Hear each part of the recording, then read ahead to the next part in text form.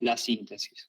Y las acciones principales de estos fármacos van a ser antipiréticas, analgésicas y antiinflamatorias. Y después vamos a ver acciones en particular de cada fármaco.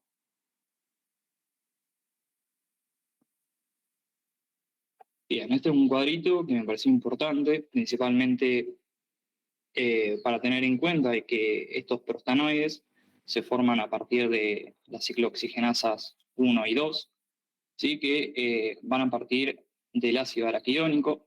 Después va a haber otras vías importantes, como son la de los leucotrienos, pero en las que nos vamos a abocar hoy, principalmente la de los prostanoides y la ciclooxigenasa.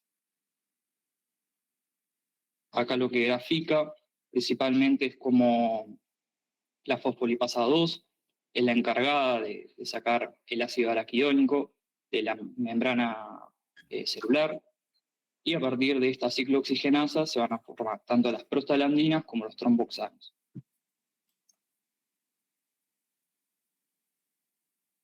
¿Se ve bien la presentación? Perfecto. Bien. Principalmente vamos a tener dos isoformas, las COX-1 y las COX-2. Hay que tener en cuenta de que las COX-1 son enzimas constitutivas de la mayoría del organismo, ¿sí? Que van a estar implicadas en la homeostasis basal de la síntesis de estos prostanoides, y la COX-2 principalmente va a ser una enzima inducible que se va a tener principalmente en cuenta en acciones inflamatorias frente a estímulos inflamatorios, como pueden ser lipoproteínas bacterianas, factores de crecimiento, agentes promotores de tumores, pero en algunos lugares va a ser una enzima constitutiva, como puede ser en el sistema nervioso central o en los riñones. Acá, bueno, algunas prostaglandinas importantes a tener en cuenta en la actividad biológica, como pueden ser la D2, E2 y algunas más.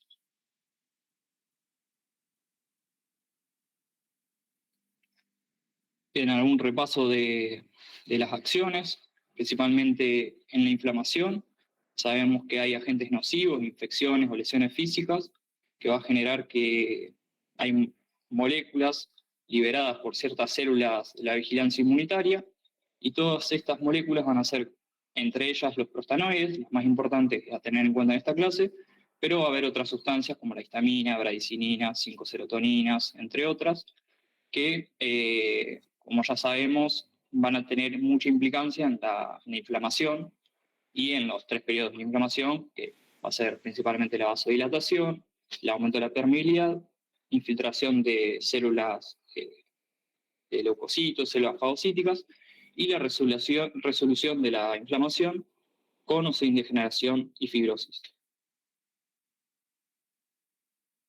A nivel del dolor, fisiológicamente también hay células no neuronales que van a generar liberación de mediadores inflamatorios.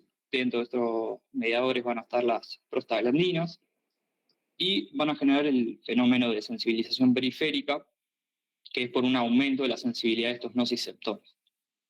Y también a nivel del sistema nervioso central, la presencia de COX-1 y COX-2, que habíamos dicho que ambas enzimas son constitutivas en el sistema nervioso central, va a generar una liberación de prostaglandinas también ante un estímulo que es periférico. Entonces, esto también explicaría la acción central de diversos fármacos en lo que es la analgesia en el sistema nervioso.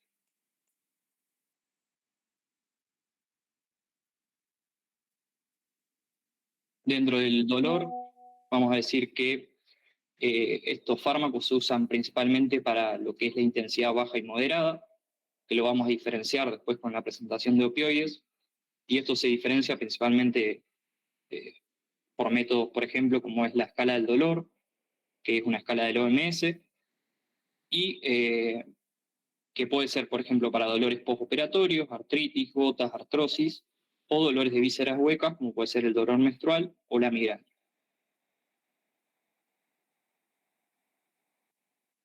Bien, y de la fiebre, nada más recalcar que principalmente va a haber pirógenos exógenos y pirógenos endógenos que van a estar implicados en el aumento de este punto de ajuste hipotalámico, y que va a ser el principal mecanismo de la fiebre.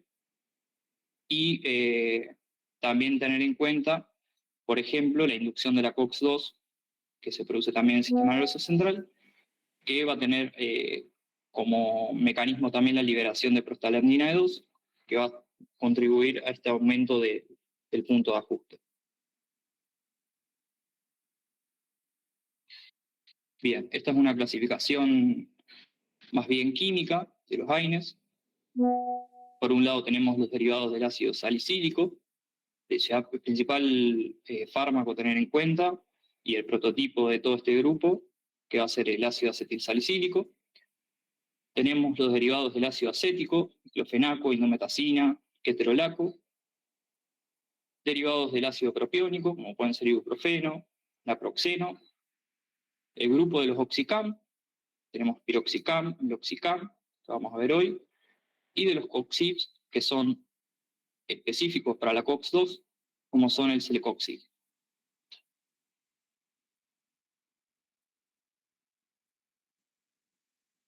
Este es un cuadro de Goodman.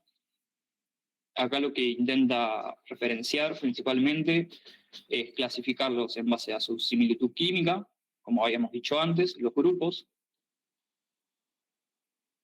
Por el otro lado tenemos la selectividad en base a la isoforma de la COX, es decir, aquellos que son más selectivos de la COX-2, que acá tenemos el grupo de los COXIB principalmente, y un fármaco más antiguo, que es el diclofenaco, que tiene una selectividad parcial por el COXIB2, por la COX-2, perdón.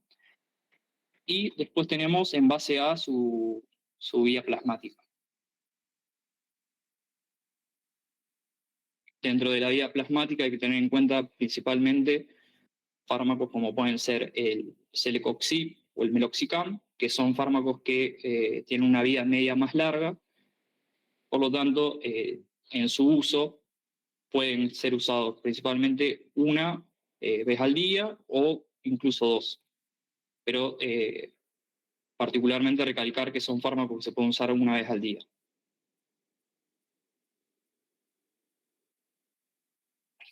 Bien, este cuadro sí es muy importante que lo tengan en cuenta. Bruno, espera, Sí. quiero hacer un par de acotaciones de todo lo que dijiste, que hay varias cosas importantes que dijiste. Bien. En esto de una de las clasificaciones de los AINE es en los que inhiben en forma selectiva la COX-2, que ahí ustedes tenían como prototipo creo que el celecoxib. Sí. La COX-2 es la, digamos, que se produce en el sitio de inflamación, aunque se vio que esta diferencia entre COX-2 en el sitio de inflamación y COX-1 constitutiva no era tan así, porque la COX-2, digamos, está en el sitio de inflamación, pero se vio que era constitutiva de varios tejidos, como sistema nervioso, entre otros, y que probablemente esta acción esté relacionada con sus efectos adversos que se fueron descubriendo cuando fueron apareciendo esos inhibidores selectivos de la COX-2. Entonces, en una época estaba el rofecoxib, que se saca del mercado porque estaba relacionado con ACV hemorrágico. Entonces, bueno, aparentemente este efecto adverso de esos COXIB que se han retirado del mercado están relacionados con esta parte constitutiva de la COX-2. Entonces, lo que sí tienen muchos menos efectos adversos que los otros AINES tradicionales, AINES T como se los llama habitualmente, donde el prototipo, bueno, es la aspirina, el ibuprofeno. Entonces, eso por un lado. Entonces, la ventaja es, digamos, los menos efectos gastrointestinales que tienen los inhibidores selectivos de la COX-2. Esos inhibidores selectivos de la COX-2, el prototipo es el celecoxib, que suponete que tiene una selectividad para la COX-2 como 200 veces más que los tradicionales. El diclofenac, como dijo Bruno, está ahí como en el medio, ¿no? También está dentro de este grupo, pero sí, no tiene tanta selectividad contra COX-2, tendrá un 50 más 50, en cambio los otros tienen más 200. Esa es una buena diferencia, por eso está en continua revisión siempre el diclofenac, e inclusive su uso en pacientes cardiológicos tiene que estar muy vigilados y a veces está hasta contraindicado. Bien, eso, es necesario que sepan la diferencia entre los tradicionales, los AINES-T, como se los llamaba habitualmente, con los inhibidores selectivos de la COX-2, prototipo celecoxib. Y los que están en el medio, como el diclofenac, que tiene como una selectividad intermedia. Bueno, eso como para terminar esta parte. Vamos a empezar entonces con los efectos adversos, ¿no, Bruno? Sí. Estaba por mencionar los efectos adversos. Como habíamos dicho, sí, estos son efectos adversos generales. Principalmente hay que tener en cuenta aquellos fármacos que inhiben tanto la COX-1 como la COX-2. Después vamos a ver los del celecoxib, que, como había dicho Marcela, lo que se intenta es evitar todos esos efectos adversos, principalmente gastrointestinales, pero como fue demostrado, tiene efectos adversos principalmente a nivel cardiovascular.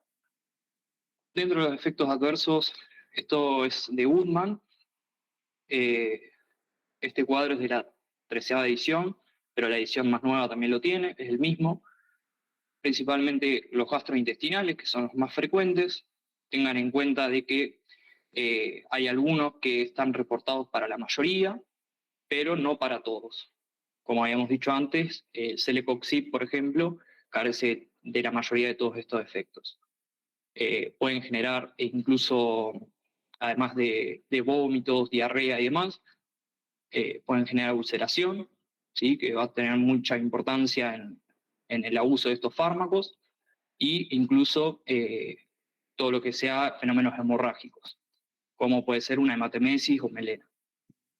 Dentro de las plaquetas puede generar una activación de una plaqueta o disfunción plaquetaria, ¿sí? Trombocitopenia, que por ejemplo uno de los efectos buscados con uno de los AINES, que es el ácido acetilsalicílico, es producir esta inhibición irreversible plaquetaria, principalmente la COX-1, que va a ser un efecto terapéutico buscado. Otro de los efectos adversos generales de estos AINES va a ser los renales. Como verán, riñón puede generar múltiples efectos, incluso insuficiencia renal, y esto va a ser también por el efecto que tienen tanto sobre la COX-1 como sobre la COX-2 en la regulación vascular renal.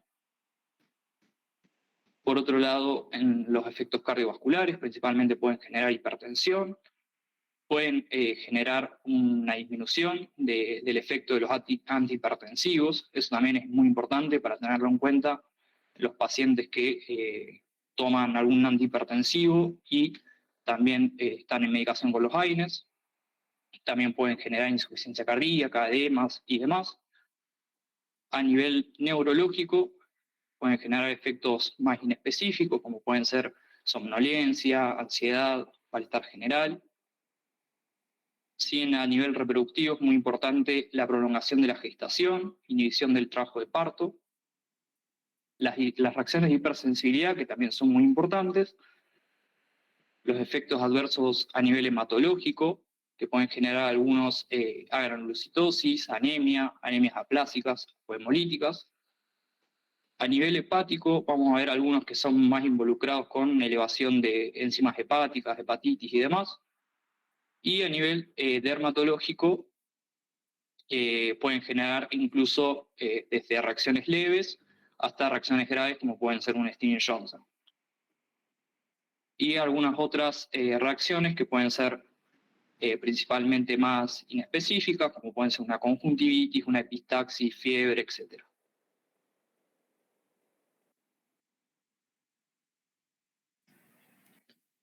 Bueno, ahora vamos a ir hablando de cada uno de los fármacos que tienen en el temario, las características principales. Y bueno, vamos a comenzar con el ácido acetilsalicílico. Como mecanismo de acción, es importante destacar que inhibe la ciclooxigenasa de forma irreversible. Esto es lo que lo distingue de, por ejemplo, otros AINES. Algunas características farmacocinéticas, bueno, la vía oral que se absorbe con rapidez, la presencia de alimentos puede retrasar la absorción, tiene alta unión a proteínas plasmáticas, esto es muy común en los AINES en sí, la alta unión a proteínas plasmáticas, entonces hay que tener cuidado, por ejemplo, cuando damos otros fármacos por los desplazamientos. Ahora yo voy a hablar un poco de eso. Y bueno, el ácido acetilsalicílico en su metabolismo se transforma en ácido salicílico.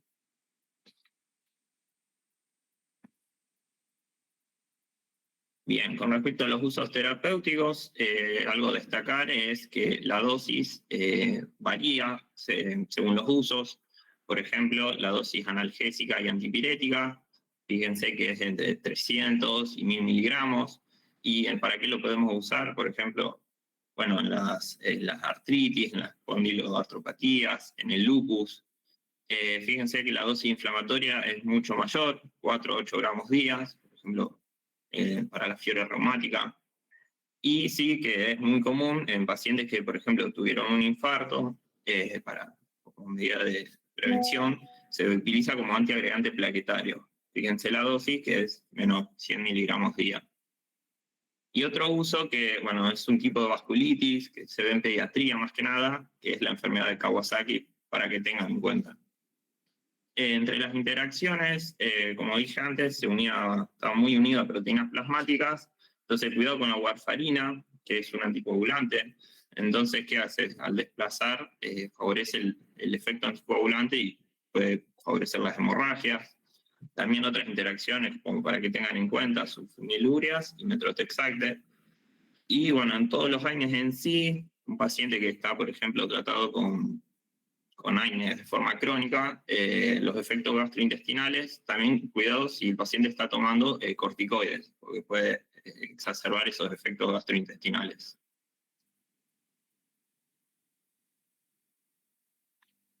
Bien, entre los efectos adversos del... Pasame la anterior, que quiero decir un par de cosas importantes. Sí.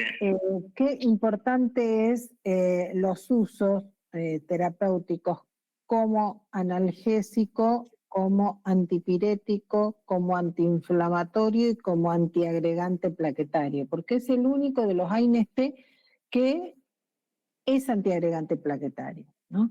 Después nosotros no tomamos dosis, pero es necesario que aunque sea estas, las tengan presentes. ¿Por qué? Porque fíjense lo que son las dosis antiinflamatorias, está entre 4 y 8 gramos día, muy altas, ¿eh?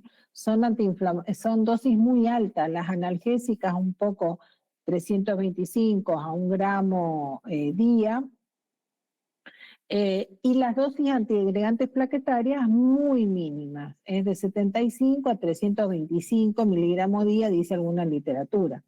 Teniendo en cuenta que las cardioaspirinas tienen 75 u 80 miligramos, sí, o las aspirinetas tienen 100 miligramos, o sea, son dosis mínimas. Pero bueno, es una característica importante del ácido acetilsalicílico que tiene estos tres usos principales: analgesia, la fiebre, antiinflamatoria y antiagregante plaquetario.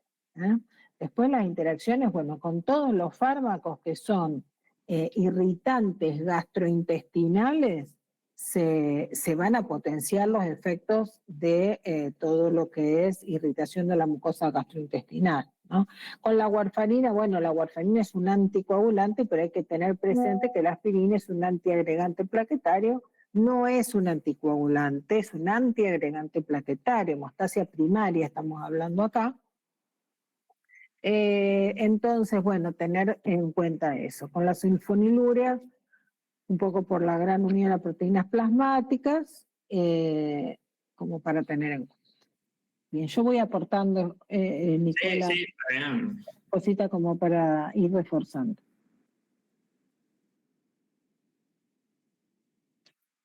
Bueno, entre los efectos adversos, en el libro se nombran muchos. Yo ahora voy a remarcar dos importantes. Pero bueno, también te menciono los gastrointestinales, efectos hepáticos, como ya dijo Bruno antes, efectos úricos, algo característico es que a dosis baja, fíjense que disminuye la excreción de urato, el que aumenta las concentraciones en plasma, y a dosis alta ocurre lo contrario, o sea, aumenta la eliminación de uratos. Ahora voy a destacar este efecto hematológico, que es por la inhibición irreversible de la función plaquetaria. También se describen efectos ototóxicos a dosis altas. En el embarazo, bueno, como dijo Bruno antes, todos los AINES pueden provocar un cierre prematuro del conducto arterioso. Bueno, vamos a ver más adelante que hay uno de estos AINES que se utiliza para esto, una vez que ya nació el bebé. Reacciones de hipersensibilidad, se ha visto con la aspirina. Y bueno, en cuanto a los efectos hematológicos, me pareció importante destacar que, como recuerden que es una inhibición irreversible, entonces un paciente que, por ejemplo, va a ser sometido a una cirugía, donde hay un riesgo de hemorragia, el paciente debe suspender el ácido acetilsalicílico por lo menos una semana antes. Y esto está en relación con la vida media de la plaqueta. Recuerden que es por la función, o sea, la inhibición irreversible. Hay excepciones, obviamente, como la cirugía cardiovascular.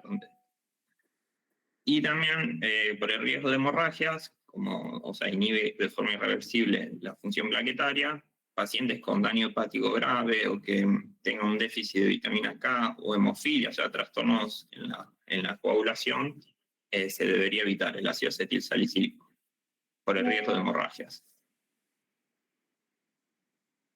Y otro efecto adverso que se lo asocia a la aspirina, el síndrome Reye. Un niño, por ejemplo, que tiene fiebre asociada a una enfermedad viral, como ven acá en el dibujito, por ejemplo, varicela, está contraindicado la aspirina porque se ha visto que, bueno, produce este síndrome. No en todos los pacientes, obviamente, se ha visto casos asociados al uso de aspirina y que puede producir encefalopatía, insuficiencia hepática, infiltración grasa de hígado y otras vísceras, siendo ya una entidad grave. Entonces, en estos pacientes, un niño con enfermedad viral, se recomienda dar otros AINES, como por ejemplo el paracetamol. Este síndrome Reye se lo asocia a la aspirina únicamente.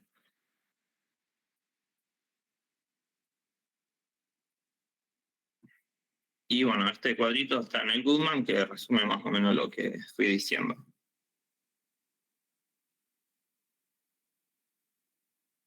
Bueno, con respecto al paracetamol, como todos saben, está disponible sin receta, lo podemos comprar.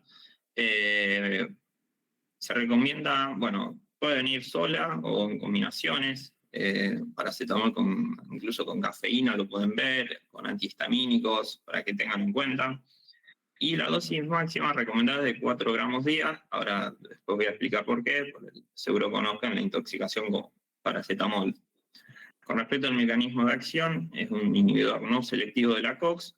A diferencia del ácido acetilsalicílico, es reversible, no es como el ácido acetilsalicílico.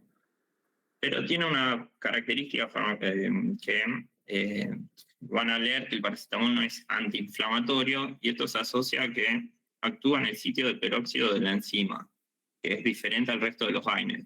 Entonces, ¿qué pasa? En un proceso inflamatorio hay altas concentraciones de peróxido. Entonces disminuye la actividad inhibitoria de la ciclooxigenasa. Entonces esto hace que el paracetamol no tenga efectos antiinflamatorios. Esto es importante que tengan en cuenta que el paracetamol, por eso se dice que no tiene actividad antiinflamatoria. Es por estos sitios de peróxido, que están muy elevados en la inflamación.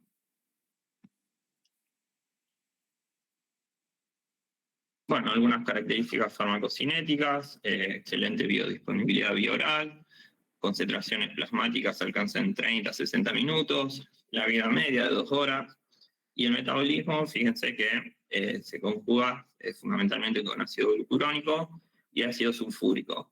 ¿Qué pasa en una intoxicación con paracetamol cuando consumís muchas dosis? Estos sistemas se saturan y todo se deriva a esta vía, que es el citocromo, y se forma un intermediario muy reactivo que es el NAPQI. Normalmente el NAPQI es eliminado por el glutatión.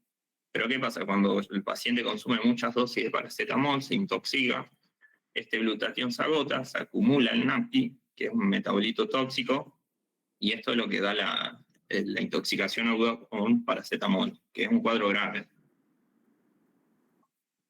para que tengan en cuenta. Bueno, esto Es una reacción adversa, dosis dependiente, debe estar por ahí la dosis. sí, después lo pongo. Para que tengan en cuenta, una reacción adversa, dosis dependiente y tardía. Para que se produce la hepatitis tóxica son más o menos las 36, 48 horas, lo que muchas veces nos da la posibilidad de hacer un tratamiento con un antídoto. Bien. Sí, ahora lo nombro. Bueno, este es un resumen de lo que dije. Fíjense que la mayor se conjuga con glucuronidación, y cuando se satura este sistema pasa todo acá y se acumula el NAPQI.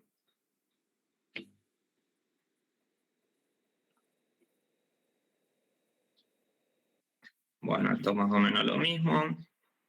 Y ahora la próxima. Está después. Bueno, los usos terapéuticos En del... la anterior habías puesto cuál es la dosis probablemente hepatotóxica ahí abajo, que Sí, tiene... están basados diapositivas, Bruno. Bien. Escúchame, ahí pusiste más de 200 miligramos en adulto. No sé si Goodman lo dice acá. Dice, en general nosotros asociamos la hepatotoxicidad o la probable hepatotoxicidad con dosis por encima de 140, 150 miligramos kilo de peso. En Goodman, no sé, creo que dice 140 Goodman. O sea que digamos, lo hacemos más por miligramos kilo de peso que con una dosis como de 10 gramos. Hay que ver lo que pesa el paciente también. Y en niños sí también, fíjense que dice en una decía, en la otra me parece 140 miligramos kilo de peso. Sí, pasa, es donde dos diapositivas. Ahí, esto lo saqué del Google. Miligramos kilo de peso en niños, casi tomamos la misma dosis en adultos, 150 miligramos kilo de peso. Bien, o sea que la hepatotoxicidad, la necrosis hepática está relacionada con una dosis. Tomen esto, 150 miligramos kilo de peso, dosis de 10 a 15 gramos también están relacionadas, hay que relacionarlas un poquito con el peso del paciente. Sí, Bien. y en alcohólicos, Eso. la dosis. En pacientes con VIH, con pacientes alcohólicos, con pacientes desnutridos, esa dosis es menor. Sí. Bien. Volvé una diapositiva. No, una anterior. Bueno, los usos terapéuticos, como dije antes, analgésico y antipirético, no antiinflamatorio, y es útil en aquellos pacientes donde, por ejemplo, el ácido acetilsalicílico está contraindicado. Como dije antes, reacciones de hipersensibilidad en niños con enfermedad febril por el síndrome de Reye y trastornos hemorrágicos. Bueno, entre los efectos adversos, fíjense que también produce efectos gastrointestinales, pero son menos frecuentes, y esto se ha asociado porque hay una inhibición de la ciclooxigenasa del 50%, a comparación de otros AINE que se lo asocian un 100%, según el libro. Y como dijimos antes, la necrosis hepática, la intoxicación. Bueno, algunas características, fíjense que suele tardar días en producirse esta intoxicación aguda, 2 a 4 días, cuando ya aparece la ictericia, la encefalopatía hepática, ya casos graves. Y el tratamiento, tenemos el N-acetilcisteína como antídoto, fundamental. Y bueno, esto es un resumen sacado del libro.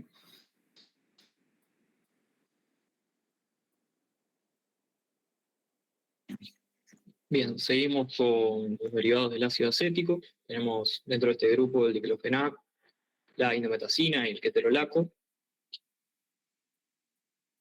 El diclofenaco es un analgésico, antiinflamatorio y antipirético.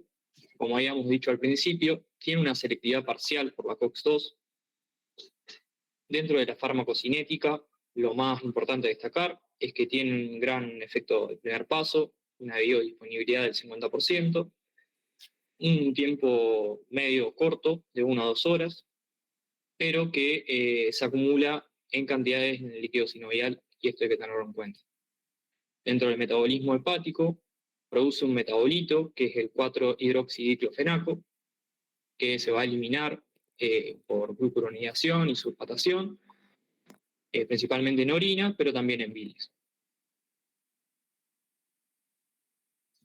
Y en los usos terapéuticos no es muy distinto a lo que fuimos mencionando con los otros AINES. Se puede utilizar por vía oral, por vía tópica, viene la aplicación para gel, parches transdérmicos o incluso soluciones oculares que se usan mucho en postoperatorios de cirugía oftalmológica. Algunas combinaciones que pueden venir con misoprostol, que es para disminuir los efectos adversos gastrointestinales, ya que el misoprostol funciona como un agonista de prostaglandinas, entonces, para disminuir esos efectos adversos. Los gastrointestinales son los más frecuentes, fíjense que tienen una tasa del 20%. La hepatotoxicidad por el 4-hidroxidiclofenaco que habíamos mencionado, que es el principal metabolito, la reacción es muy similar a lo que se produce con el paracetamol, que puede formar minas benzoquinanas activas y que pueden agotar el glutatión hepático. Las reacciones de hipersensibilidad también son frecuentes y tiene una incidencia de hipertensión e infarto similar al uso del celecoxib, como habíamos mencionado antes, principalmente por esta similitud en base a la selectividad parcial que tiene por la COX-2. Exacto, eso es lo que decíamos antes, ¿no? Que está en continua vigilancia el diclofenac porque tiene una selectividad superior a la inhibición de la COX-2 que los AINES tradicionales. Y otros efectos, como pueden ser a nivel del sistema nervioso central, el deterioro de la función renal y los edemas, que comparte con muchos otros. Bien, esto también es de Goodman. Se llaman los nombres comerciales del diclofenac, el famoso, ahora no me acuerdo, bueno, me olvidé, pero son muy utilizados en todos los deportistas, como analgésicos, como antiinflamatorios, para las tendinitis, para las mialgias, para los traumatismos, como antiinflamatorios.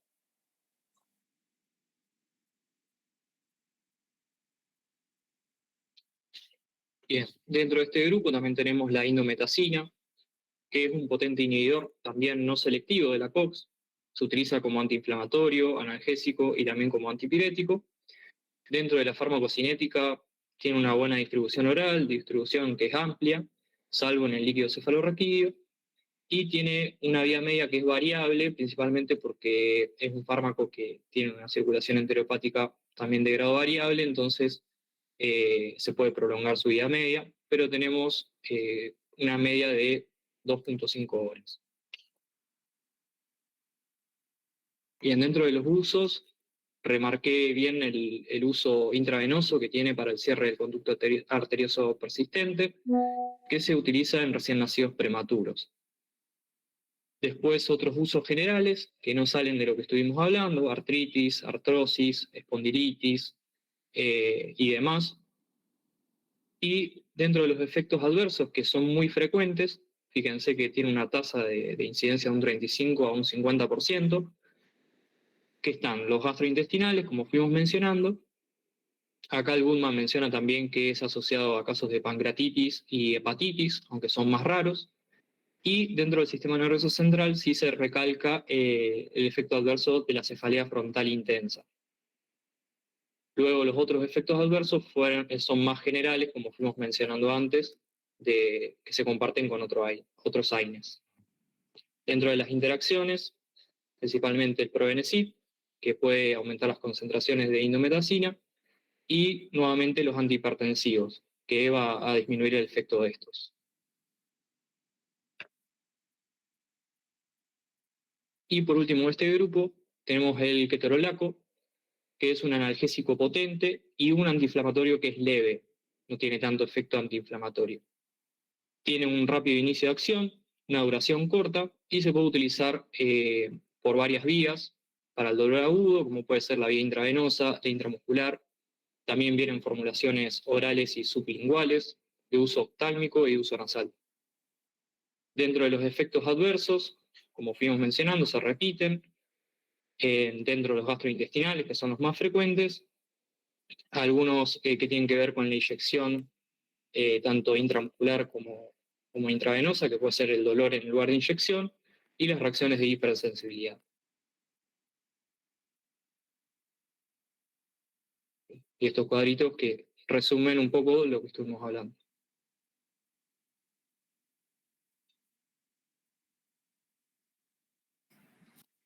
Bueno, ahora vamos a ir con derivados del ácido propiónico, son dos, ibuprofeno y naproxeno. Con respecto al ibuprofeno, algunas características farmacocinéticas que van a ver que es común a los otros AINES, la alta unión a proteínas plasmáticas, buena absorción. Fíjense la vida media de 2 horas, que ahora voy a comparar con el naproxeno, que tiene más vida media. Y como mecanismo de acción, destacar que es un inhibidor no selectivo de la COX. Diferentes formas de presentación, comprimidos, cápsulas, gotas orales, y bueno, de forma inyectable ahora voy a mencionar.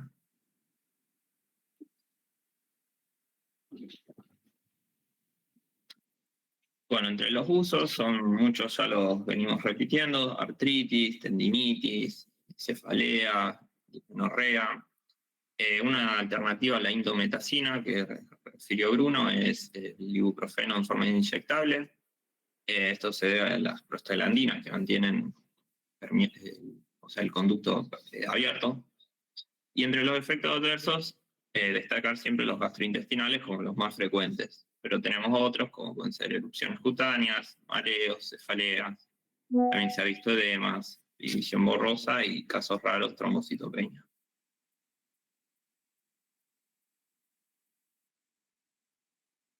Bueno, esto es del Goodman. Y el naproxeno es muy similar. Lo que cambia con el ibuprofeno es la vida media, fíjense, de 9 a 25 horas. Así que tener cuidado en ancianos, donde la función renal está deteriorada, donde puede permanecer más tiempo el efecto del naproxeno. Lo mismo, es un inhibidor no selectivo de la ciclooxigenasa. Y diferentes formas de presentación, como comprimidos, cápsulas, suspensiones orales.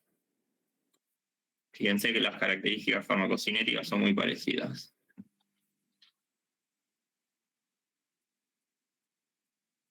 Bueno, los usos terapéuticos lo mismos: artritis, condilitis, dismenorrea, tendinitis, bursitis. También es uno de los fármacos que se puede usar para la gota, y entre los efectos adversos destacan los gastrointestinales. Y también del sistema nervioso central se lo puede dar cefalea, somnolencia, mareos y vértigo.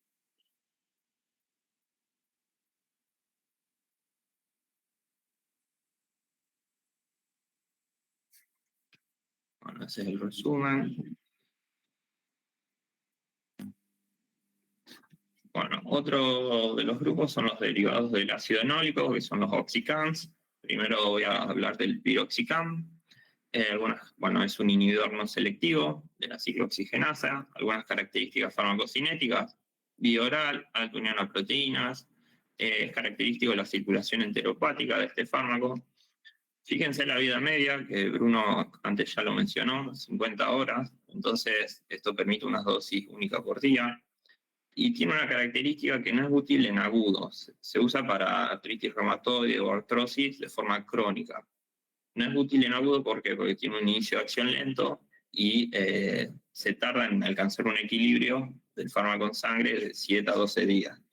Esto sí es característico del piroxicam, tiene que ser un uso crónico.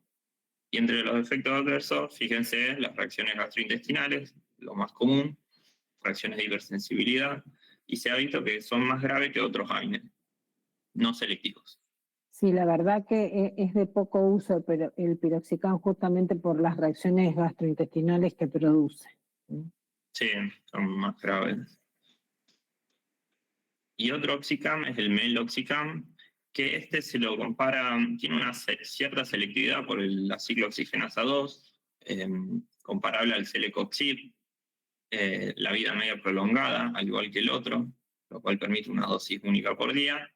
Y fíjense, la alta unión a proteínas, el metabolismo hepático que comparte con otros AINES. Los usos son similares y produce, a comparación del piroxicam, menos lesiones gástricas.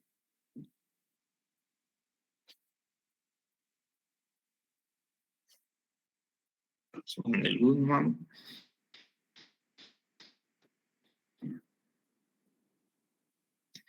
Bueno, con respecto a los fenamatos, tenemos el ácido mefenámico como prototipo.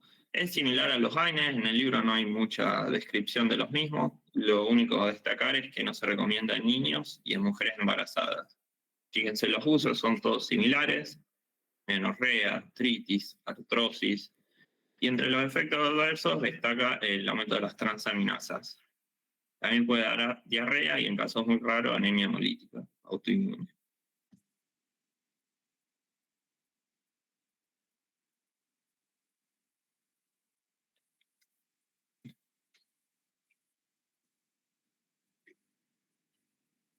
Bueno, con respecto a la dipirona, este sí es importante. En Estados Unidos no se usa, y esto ahora es por uno de los efectos adversos que ahora voy a mencionar, que es la agranulocitosis. Acá sí en Argentina se usa. Algunas características farmacocinéticas: puede ser vía oral o parenteral, la vida media de 6 a 9 horas. Y fíjense los usos, que es como antitérmico y analgésico. No tiene actividad antiinflamatoria o es leve. Es buen antitérmico, por ejemplo, en los niños, en pediatría, baja muy bien la fiebre, así que para que consideren eso. Y entre los efectos adversos es característico, no siempre obviamente, puede dar agranulocitosis. Por eso en algunos países como Estados Unidos no se comercializa. También se ha visto anemia plásica, y bueno, los que comparte con otros AINES como los gastrointestinales, renales y de hipersensibilidad. Algunas interacciones con anticoagulantes dependientes de la vitamina K, que puede aumentar la anticoagulación, y la colestiramina disminuye la absorción de la dipirona. Vieron que si ustedes lo buscan en el Goodman en la 14 edición, no está dipirona. No. Nosotros le habíamos puesto un apuntecito, un apartado, donde les dice, bueno, que hay en algunos países que está restringido su uso, en Argentina se usa, lo que sí, bueno, hay que tener en cuenta el efecto adverso grave que tiene, como la granulocitosis y la anemia plástica, y en general se trata de que la dipirona se use en forma restringida, especialmente como antitérmico cuando hay riesgo de convulsiones febriles, principalmente en niños. O sea, que no sea un uso indiscriminado, ¿no? Sino que sea para situaciones puntuales. Es un excelente analgésico y es un excelente antitérmico, pero con los efectos adversos que están asociados hay que tener mucho cuidado y restringir su uso para situaciones puntuales.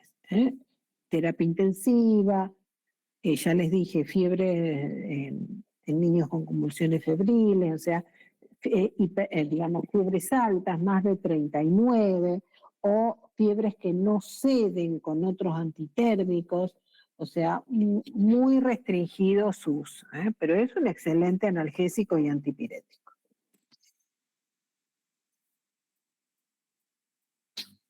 Bueno, y para ir finalizando ya con los AINES, tenemos el celecoxib.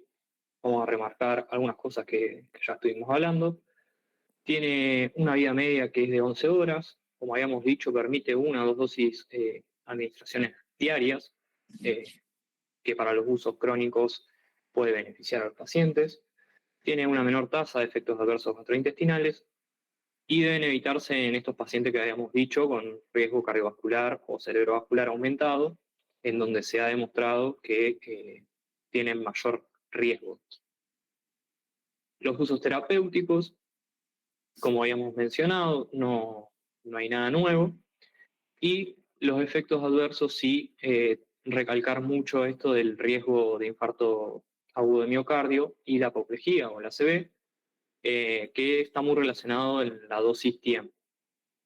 Luego, otros efectos cardiovasculares, como pueden ser la hipertensión y el edema, que comparten con otros AINES.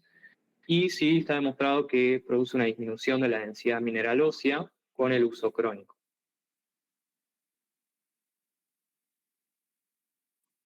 Bien. Otro cuadrito más de Goodman. Acá resumo un poco lo que estuvimos hablando. Y bueno, dentro del temario también estaban los neuromoduladores, unas breves palabras. La gabapentina y la pregabalina son análogos del ácido gamma-aminobutírico, que es el GABA, ¿sí? Van a inhibir la neurotransmisión y se utilizan principalmente en lo que es dolor neuropático. Otros usos puede ser, por ejemplo, la tos crónica idiopática, y se puede utilizar también en adjuvancia para la epilepsia. Efectos adversos que comparten van a ser la somnolencia y el mareo, y que están más asociados a dosis altas. Bien. Muchas gracias.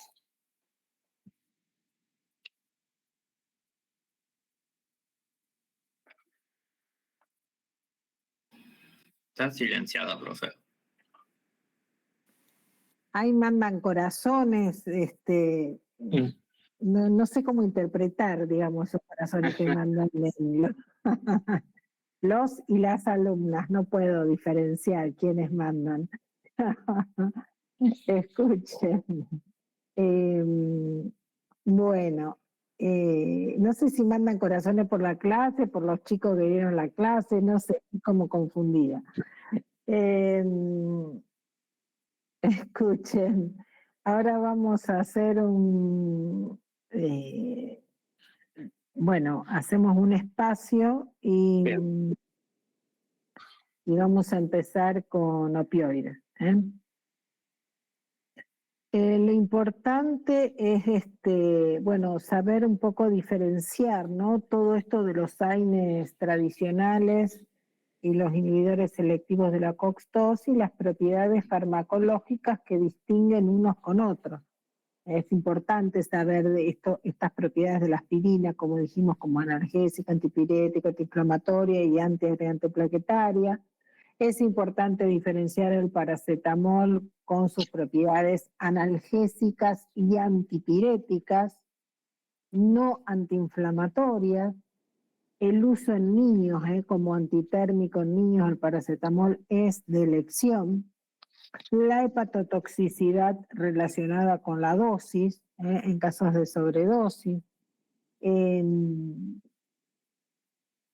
La dipirona como excelente analgésico y antipirético, sin acciones antiinflamatorias, porque un poco en este capítulo ponen antiinflamatorios no esteroideos, ¿no? Pero hay algunos que no son antiinflamatorios, ¿no? El efecto adverso de la dipirona de la aplasia medular. Bueno, esas características, digamos, particulares de los fármacos es importante que la tengan en cuenta. Bien.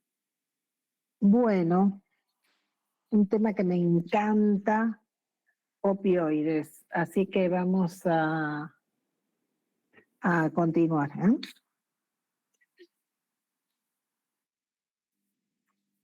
Bien, comenzamos hablando de los analgésicos opioides.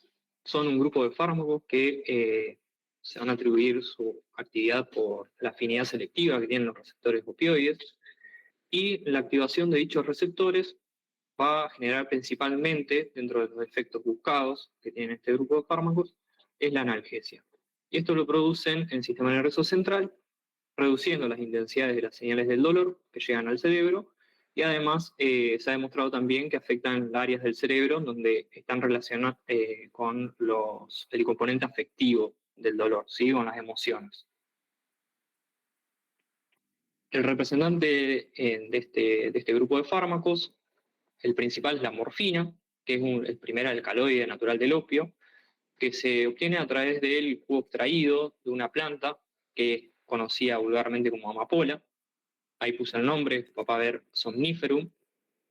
Y a lo largo de la historia se ha buscado reducir las propiedades perjudiciales o algunos de los efectos que tienen los agonistas similares a la morfina, y se han hecho modificaciones en la estructura para introducir nuevos fármacos con menor incidencia de estos efectos.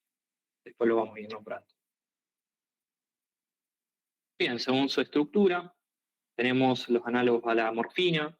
Acá tenemos nombres muy conocidos como la heroína, codeína, giromorfona, la oxicodona, oximorfona y demás. De los derivados de la fenilpiperidina, dentro de este grupo vamos a hablar principalmente del fentanilo y los análogos, y la loperamida. Algunos análogos de la metadona, otros, como pueden ser el tramadol, y los antagonistas como la nalorfina, naltrexona y la naloxona.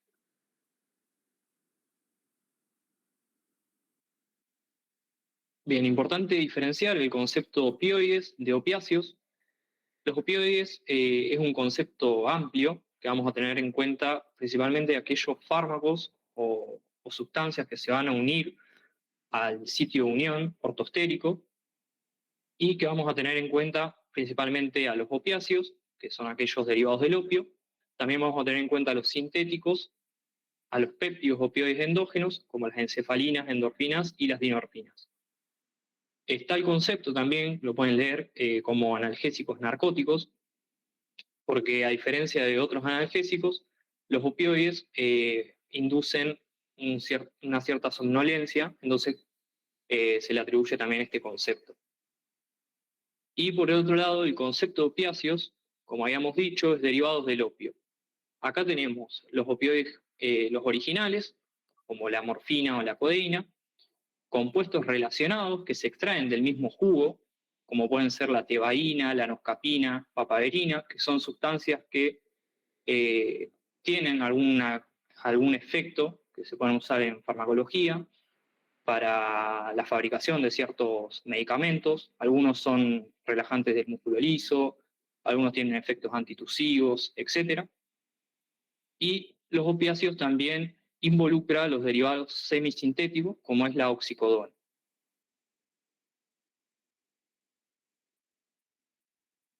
Bien, dentro de los receptores opioides, sabemos que los receptores opioides son un tipo de receptor acoplado a proteína G, tiene 7 dominios transmembrana. Vamos a tener 4 tipos. De esos 4, 3 son los clásicos.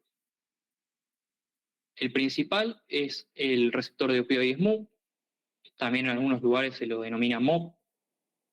El receptor delta o DOP, el kappa COP.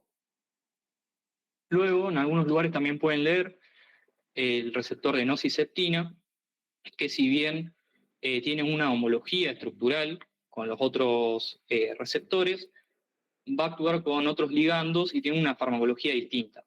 Y también es importante destacar que estos receptores no se unen a los antagonistas opioides, como pueden ser la naloxona.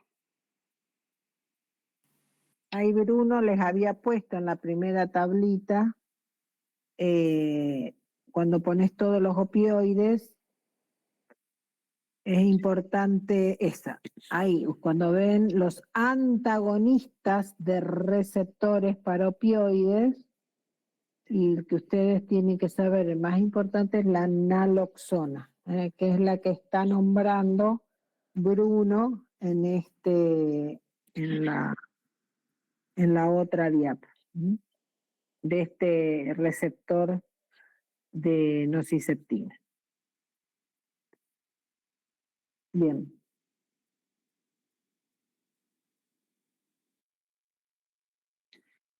Bien, los receptores opioides los vamos a encontrar ampliamente en todo el organismo, principalmente recalcar la presencia de estos receptores en el sistema nervioso central, el sistema nervioso periférico y algunos otros sitios periféricos, como pueden ser células sanguíneas, como linfocitos T y B, los macrófagos, monocitos, la presencia en las articulaciones, en el aparato digestivo y en el pulmón, en el aparato genital y en el riñón.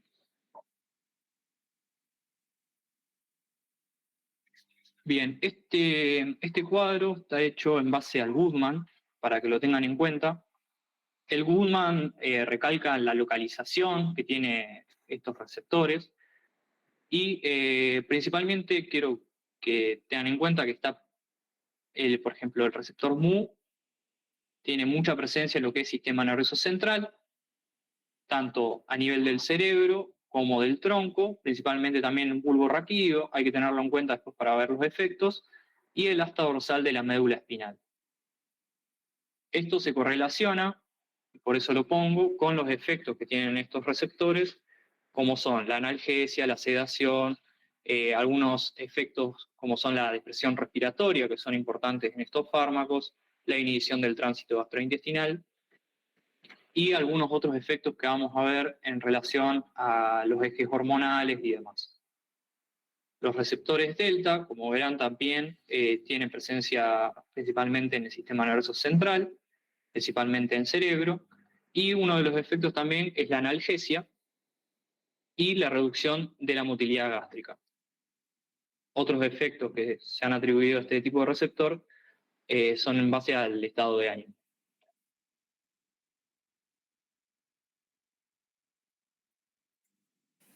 El receptor más importante que ustedes le tienen que prestar atención son los MU, ¿no? Volver para atrás, Bruno.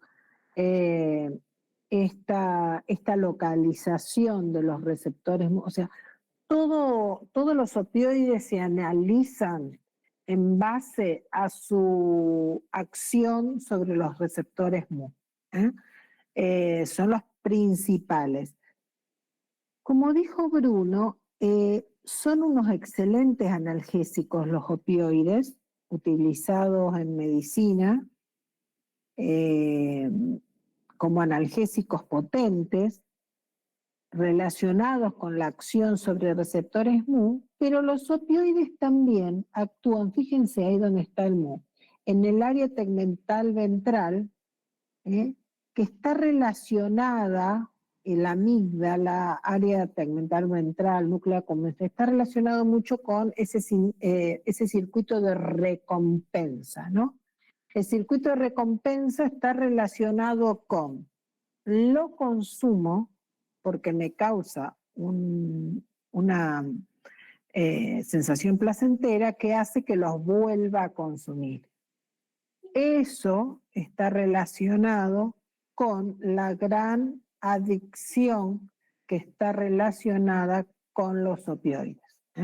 Entonces, así como son excelentes analgésicos, están relacionados con un circuito del placer que hace a su efecto adverso principal, que es la dependencia, que seguramente después van a charlar.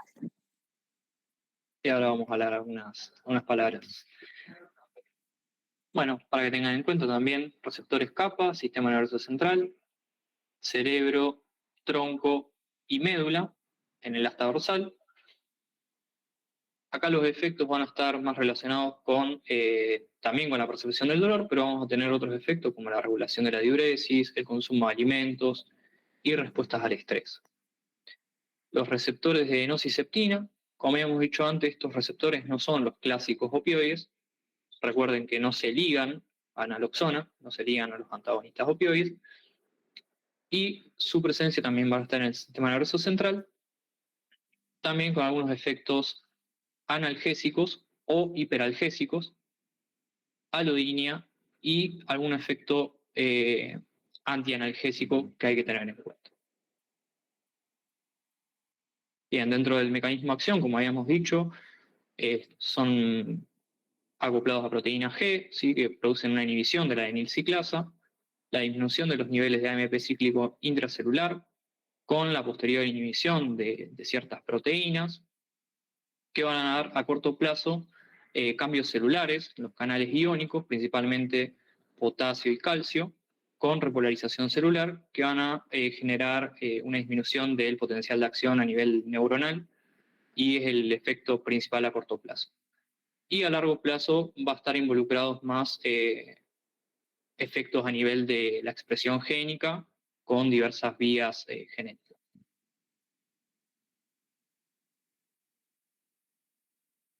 Bien, este cuadro también es sacado de Goodman. Bien, los opioides endógenos, que en 1976 hubo un científico que descubrió la presencia de estos péptidos endógenos que podían ligarse a estos mismos receptores que estamos hablando, en los cuales se unen los fármacos opioides. Van a tener por lo general las mismas acciones, pero de manera menos intensa. Tenemos 3 familias clásicas, como son las encefalinas, las endorfinas y las dinorfinas, cuya similitud estructural también explica lo que es la superposición de los efectos que tienen a nivel endógeno. Como dije, estas familias de opioides endógenos van a tener una similitud estructural, y explica también acá cómo a nivel de los receptores van a tener en algunos cierta predominancia, por ejemplo, por los receptores delta sobre los mu y delta sobre los kappa y demás, que no es importante en este momento recordar, solamente recordar que existen estos opioides endógenos y que cumplen efectos muy similares a lo que se mencionan con los fármacos, porque actúan a nivel de los mismos receptores. Entonces vamos a ver estos efectos como la analgesia, depresión respiratoria, la regulación hormonal y demás, que lo vamos a ir viendo después con cada fármaco. Esto es un poco lo que hablaba Marcela, así que el sistema opioide endógeno está involucrado en muchas funciones fisiológicas de nuestro organismo, como puede ser comer, hacer ejercicio, la conducta sexual. Son actividades que cuando se liberan estos opioides endógenos al hacerlas, actúan sobre el sistema de recompensa cerebral y puede que haga que estas conductas vuelvan a repetirse.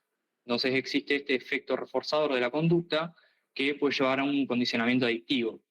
Esto explica tanto lo fisiológico, como puede ser conductas como pueden ser hacer ejercicio, el comer y demás, como el uso de los fármacos. Y esto es porque actúa también en este sistema opioide dopaminérgico, que es la base común de la adicción, y por un mismo mecanismo, que es neurobiológico, se genera este circuito de placer, recompensa y refuerzo, en donde hay una repetición, una búsqueda que llega a ser incluso compulsiva y que se refuerza también por la misma tolerancia que se genera al efecto de dicha conducta, dicho fármaco o demás. Es un excelente diapo. Yo hago toxicología clínica, digamos, y los pacientes adictos muchas veces los mandamos a hacer ejercicio, a que corran, adictos a opioides, ¿no?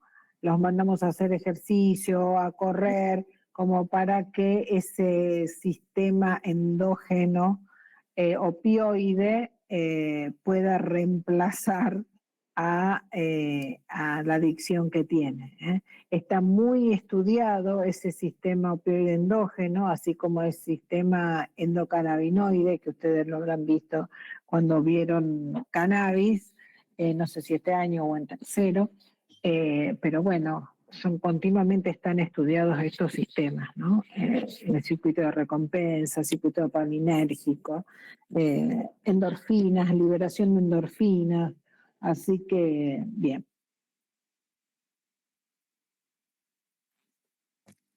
Bien, dentro de los opioides exógenos lo vamos a definir principalmente por una selectividad que tengan y en base a las propiedades funcionales. Las propiedades funcionales, como ya lo habrán visto en farmacología, los vamos a definir en agonistas, agonistas parciales, antagonistas. También está el concepto de agonista inverso, los agonistas selectivos y los moduladores alostéricos.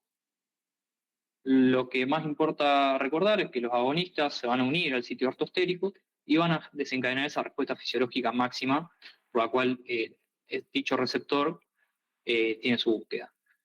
En cambio, los agonistas parciales tienen una menor actividad intrínseca que un agonista puro, e incluso está descrito que pueden comportarse como antagonistas en presencia de estos. Los antagonistas que impiden la unión al sitio ortostérico, los agonistas inversos que tienen una acción principalmente estabilizadora de los receptores, que los llevan hacia conformaciones más inactivas y así disminuyen la actividad constitutiva de los receptores. Luego tenemos los agonistas selectivos, que son selectivos principalmente para las vías intracelulares de las que habíamos hablado antes, principalmente que si son selectivos para las vías de proteína G o las vías genómicas de la beta-arrestina y demás.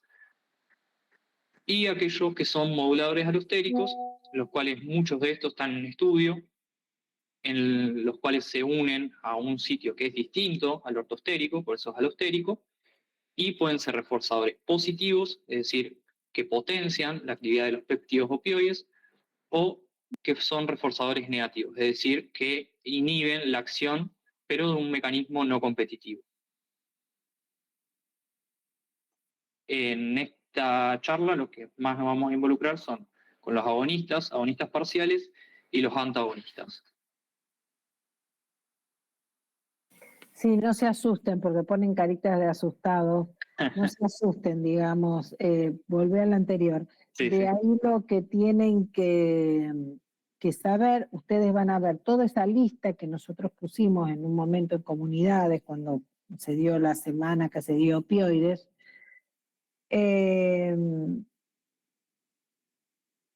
Pusimos la lista de agonistas, que son todos los que tenemos en la lista. Hay un ejemplo de agonista parcial, que es la buprenorfina, y el ejemplo del antagonista, que es la naloxona. Entonces, todos son agonistas, la buprenorfina es el agonista parcial y el antagonista es la naloxona. El agonista parcial, eso ustedes ya lo vieron en farmacodinamia, en tercer año. El agonista parcial a bajas dosis se hace un efecto sumativo, digamos, a los péptidos endógenos, y a altas dosis se comporta como un antagonista del tipo competitivo. Entonces, solamente eso, que la característica del agonista parcial, en general el agonista parcial no llega al 100% del efecto como llega a un agonista pleno, pero en condiciones, digamos, de unión con el agonista y un agonista parcial, se comportan a bajas dosis como un efecto sumativo y a altas dosis como un antagonismo del tipo competitivo. Es esa la característica de los agonistas parciales que ustedes vieron en farmacodinamia. Y el antagonista es la unión al receptor evitando la acción del agonista. Bien, eso. O sea que no. Después ustedes, bueno, van a hablar de morfina como el agonista pleno y todos sus derivados, y buprenorfina y naloxona, ¿no? Sí. Bien, algunas cosas para tener en cuenta, que estos son los receptores que habíamos dicho que no son tan importantes, o por lo menos no nos vamos a abocar tanto a esta charla, que son los agonistas kappa, tienen algunos efectos analgésicos. Después los agonistas delta, que también tienen efectos antinociceptivos, algunos efectos antidepresivos y ansiolíticos. Y los de nociceptina, que como habíamos dicho antes, también tienen efectos proanalgésicos y antianalgésicos. Algunos de los usos también que se han descrito son para el uso, para el tratamiento de la ansiedad, la depresión y el abuso de sustancias. Ahora sí, vamos a ir con la farmacología, principalmente de los opioides de uso clínico. Para empezar, primero quiero recalcar que vamos a ser selectivos para los receptores mu, como habíamos dicho en un principio, y vamos a tener en cuenta la distribución, como habíamos dicho, es amplia en el sistema nervioso central y en la periferia. También tenemos la eficacia, vamos a hablar de agonistas plenos y agonistas parciales, y la selectividad del receptor o el objetivo terapéutico que estamos buscando. En algunos cuadritos para mostrar lo que un agonista opioide mu, como la morfina, tenemos todos los análogos que habíamos dicho antes, van a ejercer sus efectos principalmente en el sistema nervioso central. Vamos a tener efectos analgesia, que es el principal efecto buscado. Otros efectos pueden ser la somnolencia, la sedación o incluso la euforia. Fíjense que depende de la dosis, también puede modificar la respuesta afectiva del dolor e incluso la intensidad. Otro efecto muy importante va a ser la depresión respiratoria, que va a generar una respiración irregular o aperiódica, ¿sí? Incluso puede generar rigidez muscular, y esto puede afectar a la rigidez de la pared torácica, complicando así la depresión respiratoria. A nivel del eje hormonal, en el uso agudo se demostró que está asociado a una disminución del cortisol, las gonadotrofinas, hormonas sexuales, y en el uso crónico en otros ejes también puede generar endocrinopatías, hipogonadismo hiponatrópico y disminución de la libido. Las irregularidades del ciclo menstrual también con el uso crónico, y algunas otras hormonas como la prolactina, que generan un aumento, la ADH y la oxitocina. Qué importante es relacionar el agonismo a receptores mu con la analgesia, ¿no? Como habíamos dicho, son excelentes analgésicos y mejoran el estado de ánimo para la tolerancia al dolor, ¿no? Y la depresión respiratoria, que está relacionada con altas dosis, y es uno de los 3 signos que después lo van a dar los chicos de la intoxicación aguda con opioides, ¿no? Los síntomas, las cuestiones endocrinológicas, no hay ningún uso relacionado con o me equivoco, chico, no sé, no hay ningún uso relacionado con cuestiones endocrinológicas de los opioides. Solamente los usos están relacionados con la analgesia, y la depresión respiratoria está relacionada con altas dosis. Exacto. Bien, tengan en cuenta otros efectos de los agonistas de los receptores mu, que va a ser la miosis, ¿sí? Que esto se produce por una estimulación parasimpática del ganglio ciliar. Cuidado también con la midriasis, porque puede ser también un signo de asfixia. Como habíamos dicho, estos fármacos a dosis altas pueden generar depresión respiratoria. Entonces, un paciente que, si bien en la intoxicación aguda, después Nicola va a hablar, dentro de esa triada vamos a encontrar la miosis, el paciente en un caso de asfixia podría estar midriático. Dentro del efecto a nivel del reflejo de la tos, vamos a ver fármacos como la codeína, que se utilizan mucho para suprimir este reflejo. También se ha demostrado actividad epileptiforme con la activación de estos receptores. Y después tenemos efectos a nivel que también son a nivel central y gastrointestinal, como son las náuseas y los vómitos, que son un efecto muy frecuente con el uso de estos opioides análogos del mu. Ahí me meto otra vez. Volví a la anterior, Bruno. Ahí está. Así como dijimos que se utilizaban como analgésicos, se utilizan como antitusivos, por la supresión del reflejo de la tos. El prototipo, como pusieron ahí, la codeína. La miosis, ¿no? También es un signo patognomónico de la intoxicación aguda con opioides, pero también se la produce, digamos, es un efecto colateral del uso, del uso de opioides, ¿no? El paciente que consume opioides está miótico, ¿estamos? Pero la tos, como antitusivo, es un uso farmacológico también.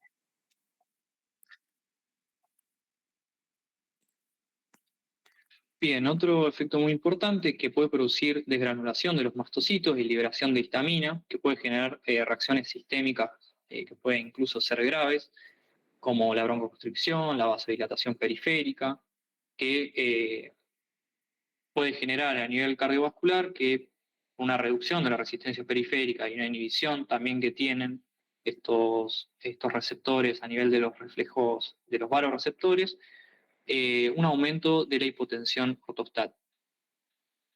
Además, puede producir vasodilatación y prurito, también por este efecto que teníamos a nivel de la liberación de histamina.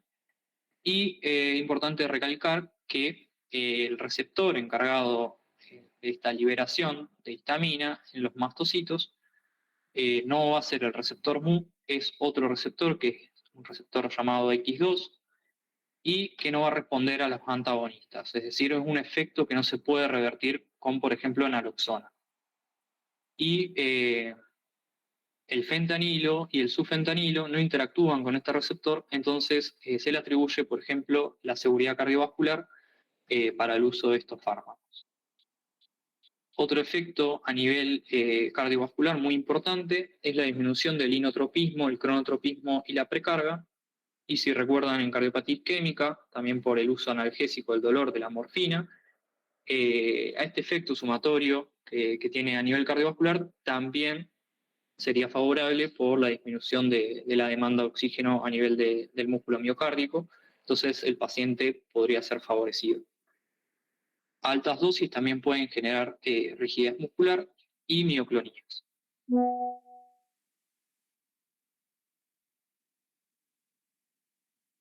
Bien, otro de los efectos muy importantes es el estreñimiento. Esto es porque hay muchos receptores Mu a nivel de los plexos mientéricos y submucosos. Y también la contracción del esfínter de Oddi, que está asociado también a casos de pancreatitis aguda, que justamente por el jugo pancreático que no se puede ser excretado a la segunda porción del duodeno, y que generaría un aumento intracinar de este jugo pancreático con la activación de las proenzimas pancreáticas, dando así una pancreatitis. Un uso muy particular en los casos de diarrea crónica es la loperamida. La loperamida tiene una baja absorción a nivel de lo que es tracto gastrointestinal, entonces el efecto buscado justamente con el uso de este fármaco es el estreñimiento para la diarrea crónica. Otro de los efectos pueden ser la prolongación del trabajo de parto y a nivel de la temperatura corporal puede haber una disminución. Esta diapositiva la puse para considerar también el paciente que está en tratamiento con agonistas Mu, tener en cuenta que en la depresión respiratoria también vamos a tener en cuenta otros factores, como pueden ser otros medicamentos, como anestésicos, benzodiazepinas, alcohol, que son depresores. En casos del sueño, si en los pacientes con apnea obstructiva del sueño, por ejemplo, hay una disminución de la sensibilidad del CO2 en el bulbo, entonces estos pacientes, si además están en uso con opioides, puede exacerbar esta sensibilidad. La edad, porque en ambos extremos de la vida, por ejemplo, los recién nacidos, en donde existe una inmadurez del centro respiratorio, el uso de estos fármacos puede incluso deprimir aún más la respiración, y en edades más avanzadas, como los ancianos, tenemos el aumento de prevalencias cardiovasculares, respiratorias, incluso tenemos lo que es la rigidez a nivel del tórax y la disminución de la fuerza de los músculos respiratorios, que podría generar también una depresión respiratoria aún mayor. Obviamente tener en cuenta las enfermedades de base del paciente y el uso que le dé estos fármacos. y otras enfermedades pulmonares como el EPOC.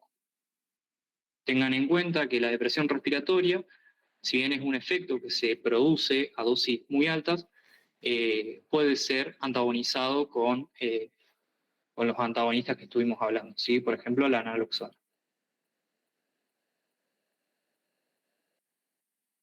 La hiperalgesia inducida por opioides no es mucho lo que tienen que saber, solamente sepan que es una respuesta paradójica, que a un paciente tratado con agonistas opioides se le puede exacerbar ese estímulo y en generar un efecto antinociceptivo, que es todo lo contrario que estamos buscando, y se produce por distintos mecanismos moleculares, como el aumento de ciertos neurotransmisores, que pueden ser a nivel central y demás. Bien, ya arrancando con la morfina, algunos aspectos para destacar principalmente es tener en cuenta que su pico analgésico se produce aproximadamente a los 30-60 minutos de una administración parenteral. Va a producir principalmente por la conjugación del ácido glucurónico dos metabolitos muy importantes, van a ser la morfina 6-glucuronio y la morfina 3-glucuronio. Estos complejos son más polares y pueden atravesar mejor la barrera hematoencefálica. Tengan en cuenta que la vida media es de 2 a 3 horas, pero con la presencia de estos metabolitos se puede extender. Y la eliminación va a ser principalmente por vía renal. La codeína, como habíamos dicho, es un agonista opioide natural. Se puede administrar por vía subcutánea, intramuscular o oral. Y habíamos dicho, tiene una baja potencia analgésica, porque principalmente para el efecto analgésico tiene que transformarse en morfina. Solamente un 10% se termina formando en morfina, aproximadamente. Y por lo tanto, no es tan usado como analgésico, pero sí es un agente antitusivo muy eficaz. Además, también tiene menor incidencia en lo que es depresión respiratoria, entonces lo hace un fármaco muy seguro. Y la vida media suele ser de 2 a 4 horas, la eliminación principalmente por formas inactivas en orina. La oxicodona, que es una opioide agonista MU, es semisintético. Lo pueden ver en formulaciones solamente de oxicodona o combinados, por ejemplo, con los AINES. Por metabolismo hepático va a producir la oximorfona, que es un metabolito aún más potente. Y en Estados Unidos es uno de los fármacos que más se usa. Sí, hay toda una historia en base a esto, en donde hubo una empresa farmacéutica que introdujo el medicamento en Estados Unidos y se lo atribuyó con una seguridad y una poca capacidad adictiva.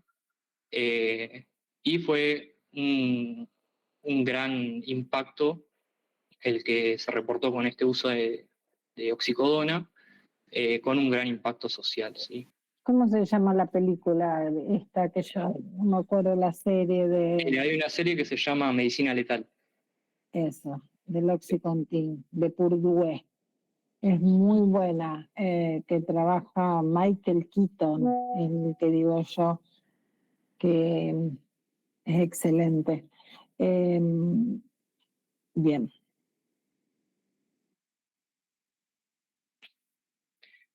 Bien, y de otros analgésicos muy agonistas tenemos la meperidina.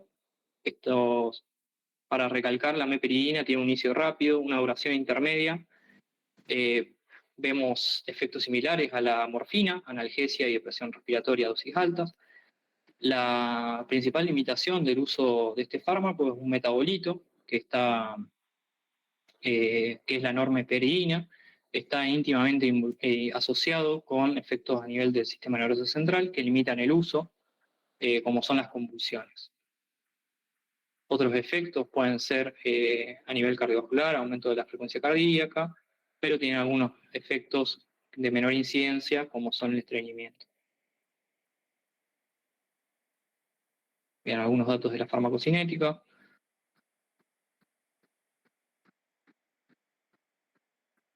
Con respecto a la contracción del esfínter de Oddi, Sí. que vos ponés algo, no me perdí, espera, que la meperidina me parece que era la que menos producía, o sea que todos producen contracción del esfínter de Oddi, pero ¿no? La meperidina me parece que es el que menos lo produce, ¿no? Acá. Bien, la meperidina sí tiene menor, acá lo había puesto, tiene menor incidencia, lo que es Sí. el estreñimiento y efectos a nivel del músculo liso gastrointestinal. Ujú. Bien.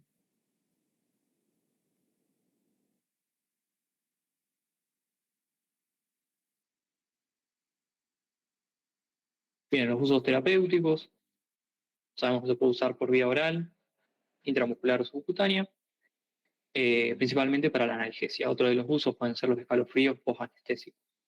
Dentro de los efectos adversos, recuerden todos los efectos adversos generales que estuvimos hablando, pero sí recordar también lo del síndrome excitatorio, que se produce por el principal metabolito que tiene la meperidina a nivel del sistema nervioso central, que pueden llegar incluso a las convulsiones, y una interacción muy importante que son los IMAO, que pueden generar un síndrome serotoninérgico. La loperamida, que ya estuvimos hablando un poco, se utiliza para la diarrea crónica porque reduce principalmente la motilidad gastrointestinal y reduce la secreción gastrointestinal, entonces también tiene un efecto antidiarreico. Como había dicho antes, dentro de la farmacocinética lo más importante a recalcar es que tiene una poca absorción a través de la administración oral, entonces lo hace muy eficaz en ese efecto terapéutico. El efecto adverso más conocido es el dolor abdominal de tipo cólico.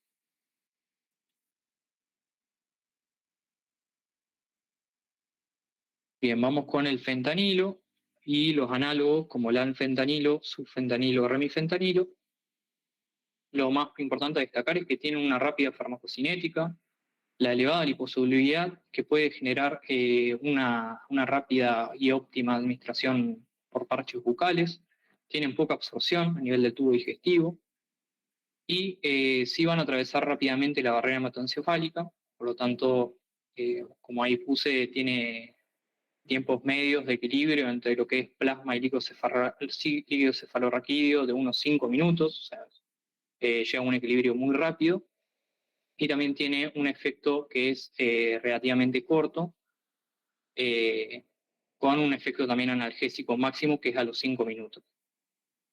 El tiempo de eliminación es de 3 a 4 horas y en dosis altas se pueden acumular. Principalmente los efectos buscados son la analgesia, ¿sí? con estos fármacos que son extremadamente potentes, son mucho más potentes que la morfina, y como había dicho antes también, no liberan histamina este tipo de fármacos, por lo tanto lo hacen también un fármaco de uso con seguridad cardiovascular en cirugías, y la depresión respiratoria, que es similar a la morfina, pero tiene un inicio más rápido y tiene menor duración. Recuerden que estos fármacos aún siguen siendo antagonizados por la naloxona.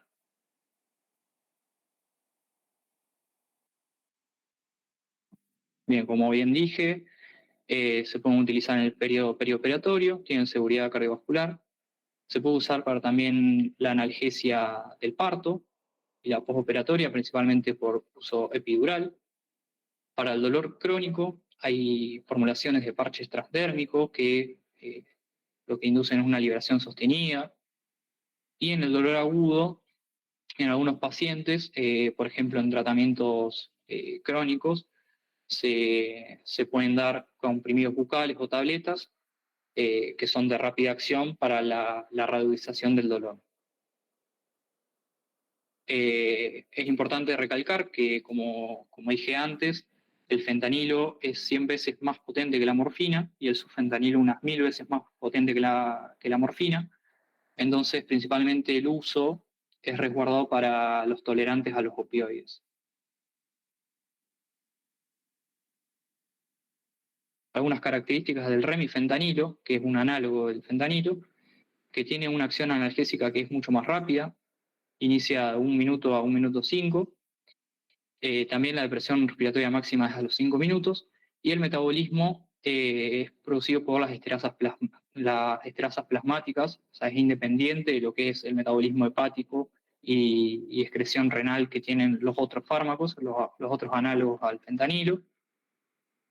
Y fíjense bien también, tras un goteo de 3 a 5 horas, la función respiratoria se puede recuperar de 3 a 5 minutos. Entonces la recuperación también es bastante rápida con el uso de remifentanil.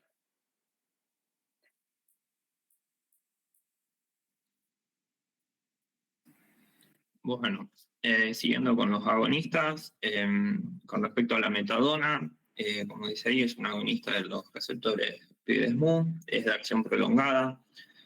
Lo característico a destacar acá es que con una administración repetida se va acumulando en los tejidos y una vez interrumpida la administración se va liberando lentamente de los sitios de unión extravasculares.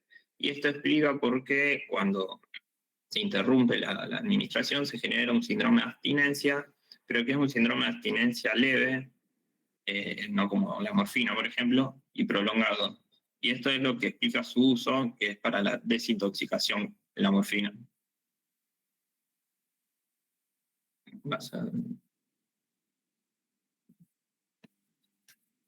Acá, como dije, el principal uso es para la desintoxicación y el mantenimiento del trastorno por consumo de opioides, por esta característica que tiene. Produce un síndrome de abstinencia, pero es leve, y pero es prolongado. Los efectos secundarios son similares a lo que dijo Bruno, y en el libro también se describe que puede dar prolongación del intervalo QT.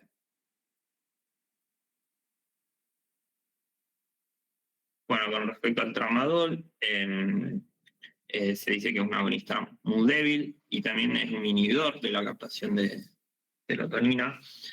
Se puede dar vía oral o parenteral, metabolismo hepático, algunas características farmacocinéticas. Y después vamos a mostrar como una escala analgésica que vamos a ver que es más útil para el dolor leve a moderado. No tanto para el dolor más grave. Se puede considerar en el dolor del parto porque atraviesa poco la placenta, entonces produciría menor depresión respiratoria neonatal. Entre los efectos secundarios, náuseas, vómitos, muy similar a los otros opioides, también puede dar otros como mareo, sequedad de boca, sedación y cefalea. Y bueno, lo pueden encontrar combinado muchas veces con paracetamol.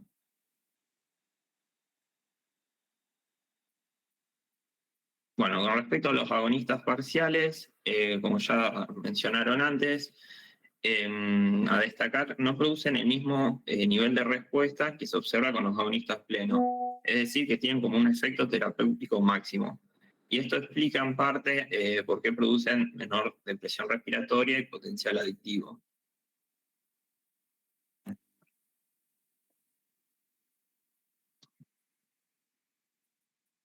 Y bueno, el que tienen que, en el temario se menciona la buprenorfina, que, bueno, como dice el libro, es un agonista opioide, pero que puede actuar como un antagonista de los receptores opioides delta y kappa.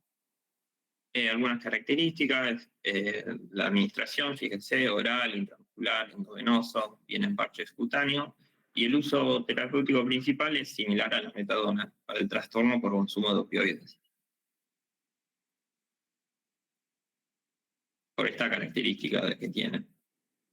Bueno, algo importante a destacar acá es el metabolismo por el citocromo, entonces cuidado con los fármacos, tanto inductores como inhibidores, por ejemplo los antimicóticos, macrólidos o rifampicina y anticonvulsivos.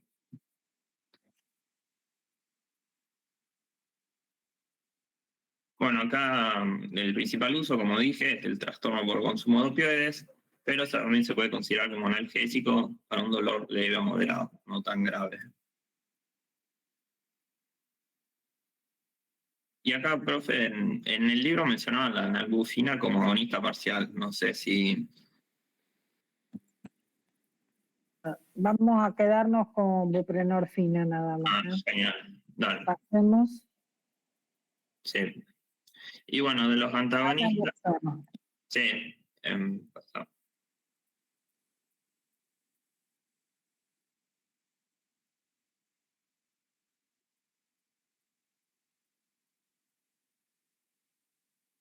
No, para el otro. ¿Sigo? Sí, pasamos. Así hablo de la naloxona. Vamos a hacer naloxona, nada más, Bueno, porque ya me está poniendo que la memoria de la grabación está plena. Escuchen, sí, y después yo les quería decir 2 o 3 cositas. Vamos con naloxona. Sí. Bueno, lo principal es, se utiliza fundamentalmente para la sobredosis de opioides. El objetivo es antagonizar la depresión respiratoria. Lo pueden encontrar para el entorno no hospitalario, por ahí ven en las películas, de forma nasal, sobre todo en Estados Unidos, pero también puede ser intramuscular, subcutáneo e incluso endovenoso. El famoso Narcan, Narcan, sí. que con la cuestión de la epidemia de fentanilo en Estados Unidos y en Canadá vieron que hacen mucha propaganda al Narcan, inhalatorio, ¿no? Sí. Y bueno, cuidado con el síndrome de abstinencia, que después pasa, si lo muestro, que está mejor descrito después. El otro. Acá es con respecto a la intoxicación aguda, les quería mostrar la tríada característica, coma, pupilas puntiformes, por la miosis que dijo Bruno, y la depresión respiratoria. Y en la siguiente diapositiva, no, la otra, el zombie. Bueno, esto de la naloxona, las vías de administración, que se puede repetir si la persona no responde. Y pasa a la otra.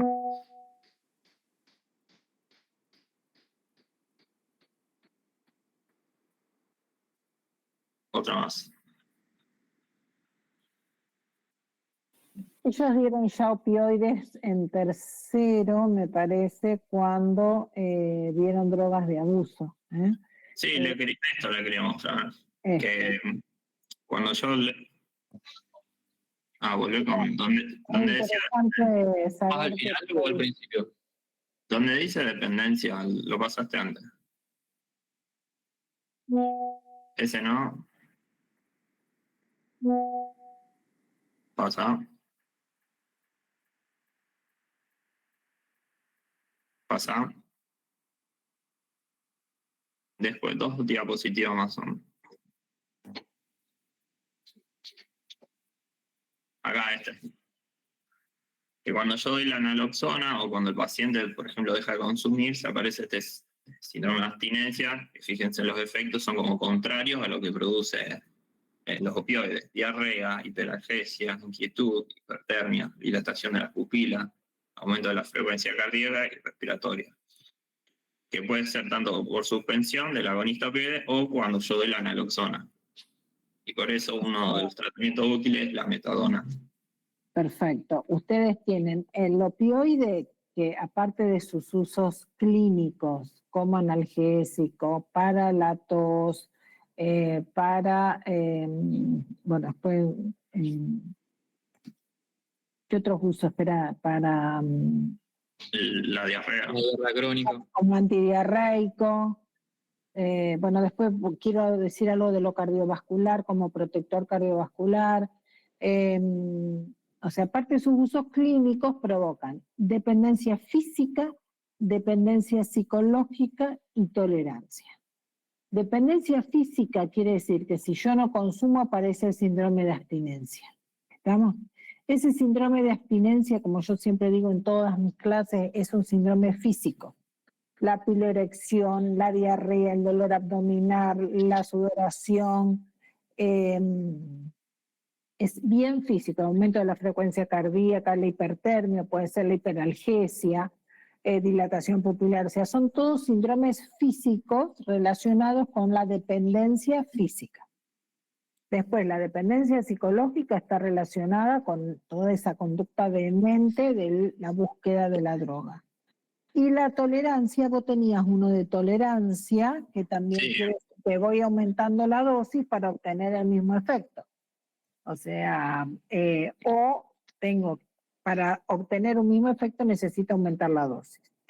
O sea que los opioides se comportan como droga de abuso también. ¿Estamos? Para ese tratamiento a los adictos a opioides, vos reemplazás el opioide por otro. Entonces, si son adictos a hidrocodeína, a morfina, a nubaína, que son todos los agonistas plenos, lo reemplazás por metadona, que vos, Nicola, hablaste de la metadona. La metadona es un opioide con una vida media muy larga y un síndrome de supresión mucho más lento y más leve. Entonces es el reemplazo de un opioide por otro opioide. ¿Estamos? Bien. No sé si querías decir algo más de esto. No, yo por el tiempo, no sé si queremos, teníamos la escala analgésica, si queríamos. Pero si no, Bueno, no, pero espera, y quería decir otra cosa. Bueno, y la intoxicación aguda es la depresión respiratoria, la miosis y el coma. sí, está en una diapositiva. Bien. Si me permiten, yo Ahí. quiero eso. Bien. Yo quiero compartir una cosita, ¿puede ser? Ahí de Sí, juego. sí.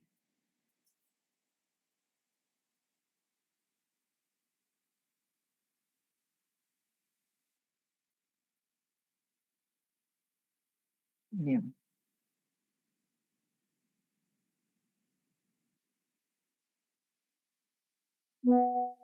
¿Estamos? ¿Ya dejó de compartir? Sí, por favor, Bruno. Si no tienen nada más que exponer, No, ya dejó de compartir, Bruno. bien. Ahí. ¿Ya dejó? Sí. Bueno.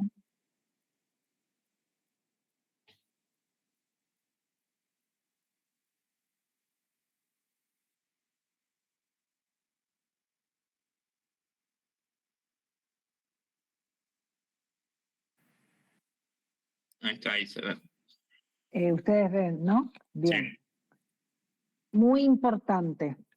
Esto del efecto cardioprotector de los opioides, principalmente de la morfina.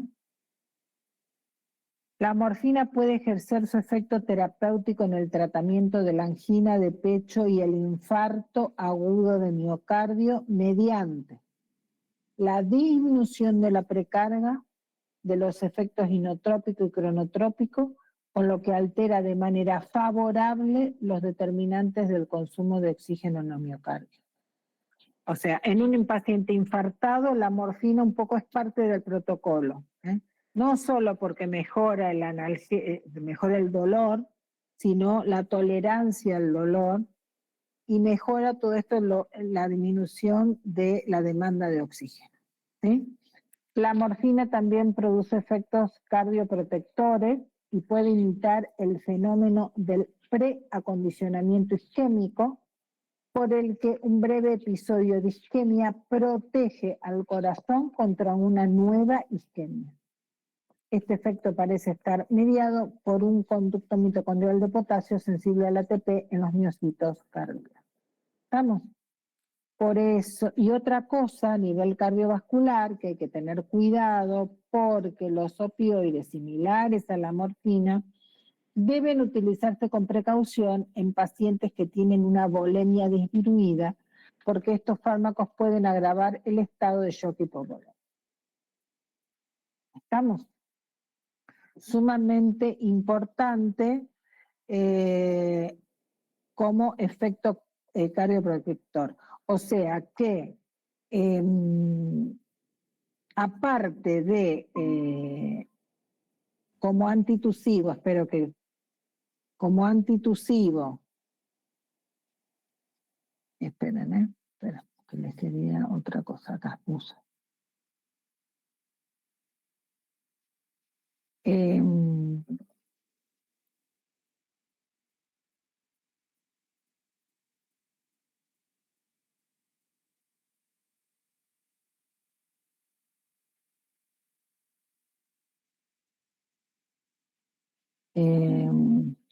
Esperen.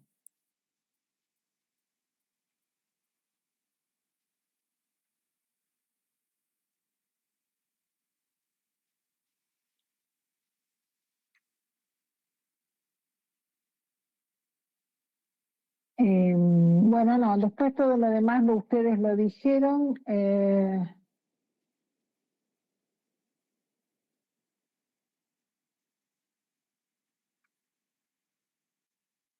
Acá, a ver.